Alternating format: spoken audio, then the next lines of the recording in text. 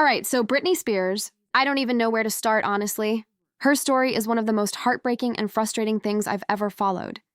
Like, for years, we all just watched her smile and dance and perform, but no one really knew what was actually going on behind the scenes.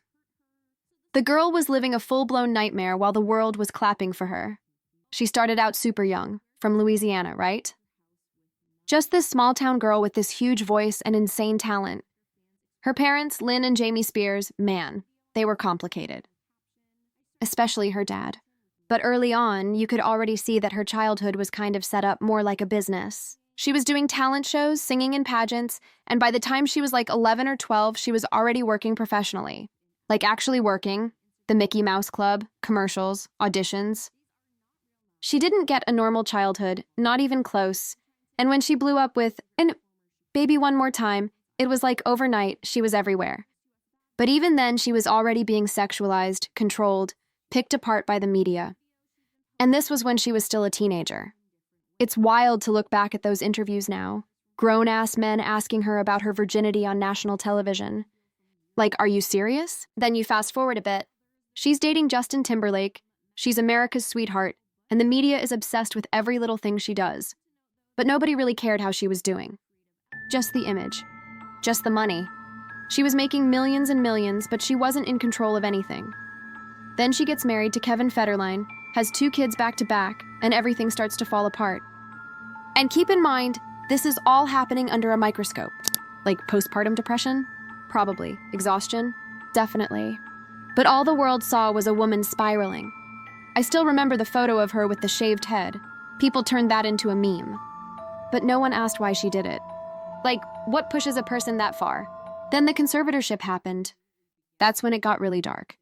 So basically, after a couple of hospitalizations and custody issues with her kids, the court granted her father full legal control over her life. And when I say full control, I mean everything. He was in charge of her money, her schedule, her body, her medications, her relationships, everything. She couldn't even decide when to go out for coffee. She couldn't drive. She couldn't hire her own lawyer. She couldn't even take out her IUD because they wouldn't let her see a doctor who would remove it. Can you imagine that? Being in your 30s and not even being allowed to decide if you want another baby? Her dad, Jamie, was at the center of it all. He said it was for her protection, that she was a danger to herself. But let's be real. She was still working, touring, performing in Vegas, making albums. You don't make someone work nonstop for years if they're not mentally competent. You can't have it both ways. Either she's well enough to work and earn millions, or she's not. But they wanted her to keep making money, just without any of the freedom. And the sad part is, her own family went along with it. Her mom kind of stayed quiet for a lot of it. Later on, she tried to say she didn't know the full extent or that she wasn't involved. But Britney called her out. Said she could have helped, but didn't. And her sister, Jamie Lynn? That one really stings. Britney said she felt completely betrayed. Like, her sister didn't speak up, didn't do anything to stop it, and then had the nerve to release a book talking about it like she was some victim too. It just felt like everyone around her was trying to profit off her pain. For 13 years, she lived like that. Imagine waking up every day knowing that someone else decides what you eat, who you talk to, if you can see your kids, whether you can go outside. It wasn't protection, it was a cage. A legal court-approved prison. And the worst part? She kept performing through all of it. Because if she didn't, they'd threaten her. Threaten to take her kids away. Threaten to send her back to the psych ward. Like, she said in court that if she didn't follow orders, they'd punish her. It was the fans who started noticing something was off. The whole Dumber Free Britney movement. It started from her Instagram posts and court documents people started digging up. At first, people said it was just conspiracy theories, but then the truth started coming out. And when Britney finally got to speak in court in 2021, it was heartbreaking. She laid it all out. Said she was abused. Said she was crying every day. Said she just wanted her life back. And finally, after everything, the conservatorship ended in November 2021. After 13 years. She was free, but like, what does that even mean when you've been controlled for so long? It's not like everything magically got better. She had to rebuild from scratch. Figure out who she was again. Learn to trust people. Heal from trauma that had gone unchecked for over a decade.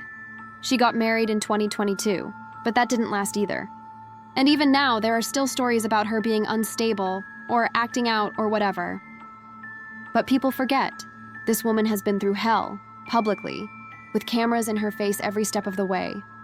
And she still hasn't had a proper apology from the people who did this to her. Not really. Not from her dad. Not from the system that let it happen. It's so sad. Her kids, she doesn't really see them anymore. They live with their dad, and there's a lot of distance there. And I get it. There's probably trauma on both sides. But it's just heartbreaking that after everything, she can't even have a normal relationship with her boys. She released her memoir, The Woman in Me, and it was raw. She told her side. Her truth, no filter. And it was clear. All she ever wanted was to be heard. To be treated like a human being, not a product. So yeah, Britney's condition, her family, the way they treated her, it's not just sad, it's sick. It's a reminder of how easy it is to lose control of your own life if the system decides you don't deserve it. And how sometimes the people who are supposed to love you the most are the ones who hurt you the deepest. She's free now, technically. But I think she's still healing. Still figuring it out. And honestly, I just hope she finds peace. Whatever that looks like for her. Not for the fans, not for the media, not for her family. Just for her, she deserves that.